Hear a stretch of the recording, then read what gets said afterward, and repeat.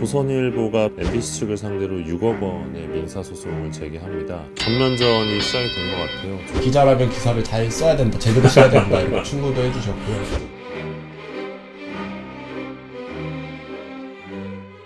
저는 미디어오늘의 정철훈 기자고요. 저는 미디어오늘의 김도영 기자입니다. 조선일보가 PD수첩 장자연 편 방송 3개월 전에 있었죠. 이 방송에 대해서 MBC 측을 상대로 6억 원의 민사소송을 제기합니다. 회사 상대로 3억, 그리고 강지웅 CP랑 PD수첩 CP죠. 이분이랑 한학수 PD, 진행자, 연출 맡았던 김정민 PD, 네, 맞습니다. 이렇게 세 분한테 두당 이제 1억씩.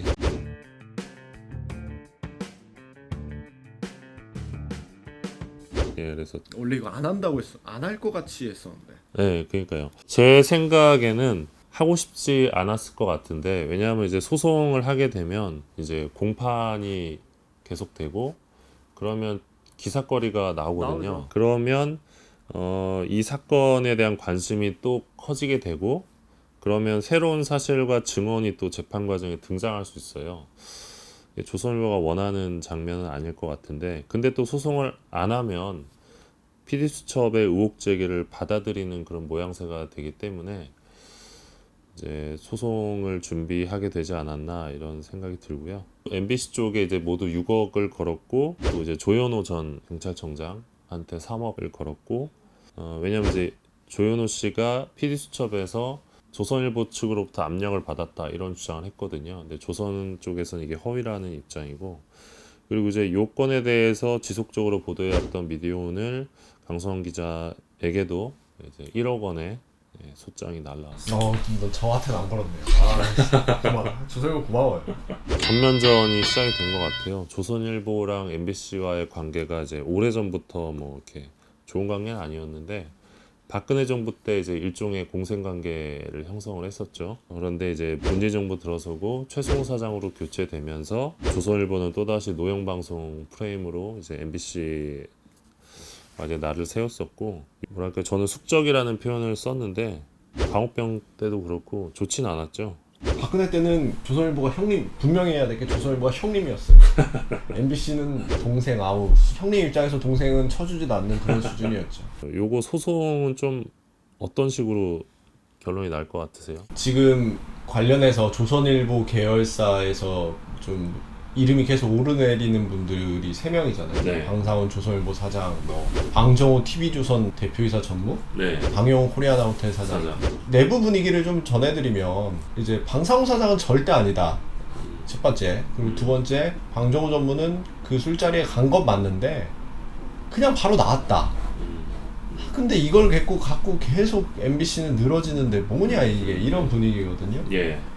그러다가 신경도 안 쓴다는 분위기였어 사실. 이렇게 달라진 태세는 제가 한번 파악을 해볼 필요가 있을 것 같아요. 그러니까 왜 이렇게 갑자기 또 이렇게 공격하게 됐는지. 이 조선일보가 보면 신경을 저는 쓴 것 같아요. 그러니까 3개월 전에 방송하고 나서 한 일주일 뒤에 조선일보가 어떤 기사를 내냐면, 기아 1%대 시청률, 지상파 뉴스의 추락 이러면서 MBC를 겨냥을 해요. 되게 이례적인 기사였거든요. 시청률로 조지는.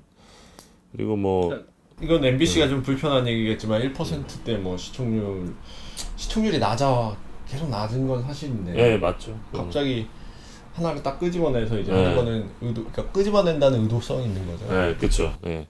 그게 이제 또 시점이 PD수첩 나오고 일주일 뒤였고, 그래서 좀 의도가 있었다고 보고, 그리고 국감 때는 또 뭐 MBC 간부가 평소한의 2배다 이런 또 기사를 쓰면서, 잘못된 기사였던 것 같아요. 그래서 지금 MBC 쪽에서 왜곡 보도다 이렇게 법적 대응하겠다고 했는데, 지금 서로 이제 좀 날을 세우다가 이제 이 건을 계기로 제대로 좀 붙게 되지 않을까라는 생각이 드는데, 뭐 조선일보 같은 경우는 요 사안을 다루면서 또 이제 지면 사유와 논란이 불거질 수 있고 좀 한번 지켜봐야 되는 부분이기는 해요. 사실 제일 중요한 거는 MBC랑 조선일보가 뭐 싸운다 뭐 이런 게 아니라, 이 소송을 통해서 조금이라도 이제 진실. 장자연 씨와 관련된 어떤 새로운 팩트나 또 사건의 진실을 규명할 수 있는 그런 어떤 정황이나 또 뭐든지 좀 나왔으면 좋겠습니다. 올해가 되게 미투 국면이었고, 올해 한국 사회를 점령했던 게 이제 미투였는데, 이때 만약에 장자연 사건이 있었다면 진실이 밝혀질 수 있었을까 뭐 그런 뉘앙스의 기사가 있더라고요. 어떻게 보면 미투의 어떤 그 출발점, 시작점이 장자연 사건일 수 있는데 사실 미투라는 이름이 뭔가 가지는 상징성이 되게 있잖아요. 있는데 저는 장자연 사건 같은 경우에는 차마 우리가 거기에다가 그런 이름을 붙일 수 있을까 싶을 정도로 너무 비극적이고 네. 언론도 제대로 역할 못했고 수사기관은 뭐 말할 것도 없고 뭐 하나 밝혀진 게 없는 그런 상황에서 자꾸만 이제 너무나 시간이 오래 지난 사건이라서 이게 거의 미제의 사건으로 가는. 근데 분명 그렇게 써져 있는 것들, 기록되어 있는 것들을 왜 확인하지 못했는지 너무 안타깝다. 그리고 PD수첩의 방송 취지는 뭐 방상훈이든 방용훈이든 뭐 방정호든 이 사람들이 뭐 리스트에 있었고 성접대를 받았다 이런 주장을 한 게 아니고요. 이 수사 과정이 되게 부실했다. 이 사람들에 대한 수사 과정이 부실했다는 이야기를 한 거예요. 근데 제가 방송 보면서 제일 놀랐던 거는 경찰 조사를 받으려면 경찰서를 가야 되는데 안 갔더라고요, 이분들은. 근데 이제 저도 그렇고 김 기자도 그렇고 저희는 이제 경찰 조사 받을 때 정말 이렇게 공손해지죠. 공- 예, 네, 공손한 마음으로 이렇게 경찰서에 가서 성실하게 조사를 받는데 아니 경찰 조사를 경찰서에 가지 않고 받는 게 가능한가 싶더라고요. 그러죠. 네, 근데 그런 상황들이 이제 PD수첩을 통해서 보도가 됐었고 규명해야 되는 부분들은 있습니다. 그래서 많은 좀 관심을 가져주셨으면 좋겠고요. 지금 뭐 방상훈 사장 얘기 나왔으니까 잠깐 얘기하면 지난주에 김도현 기자가 네, 진짜 맞아요. 우연히 맞아요. 방상훈 사장을 만났어요. 뭐 만났죠. 어떻게 만나신 거예요? 그 1일이었어요. 지난 1일 그 서울 교통공사 조합원들, 노조 조합원들이 자신들을 이제 취업 비리 집단으로 모는 그 조선일보 보도들을 규탄한다면서 집회를 열었어요. 코리아나 그 호텔 그 코리아나 호텔이 뭐냐면은 그 광화문 대로에 네, 호텔 하나가 있잖아요. 근데 거기 앞에서 보통 시민단체들이 집회를 하세요. 그게 이제 박정희가 준 건물이죠. 그렇죠. 네. 차관 받아서 이렇게 네. 조선일보 마크가 붙여져 있어서 사람들이 다 거기가 조선일보인 줄 아시는데 그렇죠. 근데 그 뒤편이에요. 조선일보 사옥 자체는. 맞습니다. 그래서 제가 여기서 집회를 하시면은 조선일보 그 항의 서한도 전달해야 한다고 하셨는데 조선일보 사옥은 여기가 아니라 뒤편이다. 그러니까 뒤편으로 가시더라고요. 그래서 뒤편에서 그 시위가 이루어졌는데 네. 아시겠지만 방상훈 사장이 가끔 이렇게 산책하시잖아요. 예, 하시죠. 예, 외부로 이렇게 나오다가 노조 조합원들을 만났어요. 근데 제 입장에서는 사실 그 순간부터는 노조 취재가 중요한 게 아니다. 방상훈 사장한테 제 얼굴과 이름을 알리고 인터뷰 요청을 하고 그분에 대한 인터뷰 요청을 집요하게 요청해야 되는 상황이 온 거죠. 그래서 제가 이렇게 막 따라갔어요. 방상훈 사장님, 저 미디어오늘 김도현입니다. 딱 하니까 이제 조합원들이 사장이야? 누가 사장이야? 누가? 막 이렇게 하시는 거죠. 방상훈 사장은 저랑 그냥 얘기하면서 조금 내려왔는데 저보고 이제 기자라면 기사를 잘 써야 된다, 제대로 써야 된다 이렇게 충고도 해주셨고요. 조합원들이 이제 항의하는 거를 그 짧은 사이에 덕담도 나누시고 덕담 나눴고 항의하는 조합원들을 이제 저지하는 수행원들을 향해서는 이제 내버려 둬라. 오. 저 사람 그러니까 되게 여유가 있고 야, 제가 역시, 이제 그 방상훈 사장은 진짜 여유가 있다. 역시 그 네. 1등 신문 사주님의 달라요. 여유. 그러니까 이제 그 조선일보 계열사 핵심 간부께서 하신 말씀이 야, 한두 번 당하냐.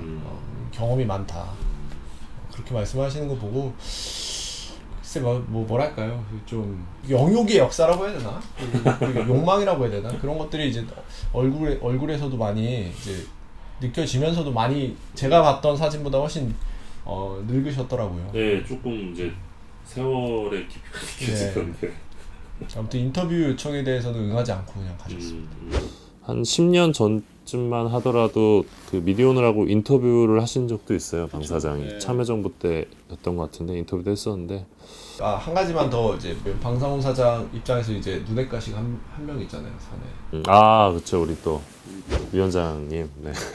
박준동 위원장. 예. 예. 선거를 앞두고 있거든요. 음, 근데 이분은 이제 차기 또 출마하겠다. 그러면 이제 삼선 도전. 삼선 도전이라고 해야 되나요? 삼선 도전을 했는데 전망이 그렇게 밝은 것 같진 않아요. 사내 내부 얘기를 들어보면. 그러니까 최근에 이제 김 기자도 계속 기사를 썼지만 이 조선일보가 이 노조가 이제 노보를 통해서 계속 이제 경영진을 비판을 하거든요. 어떤 금기시되던 이제 사주의 문제도 건드렸는데 그러면서 이제 조선일보 내부에서 왜 저기 조합원들 입장 다 반영 안 하고 개인 플레이 하냐 이런 식으로 이제 프레임을 짜서 비판을 했는데 일부 맞는 어. 비판일 수도 있죠. 예. 맞는 비판일 수 있는데 중요한 거는 이 박준동 위원장이 조합원 투표로 당선이 된 분이거든요. 그렇죠. 조합원이 뽑은 위원장이에요.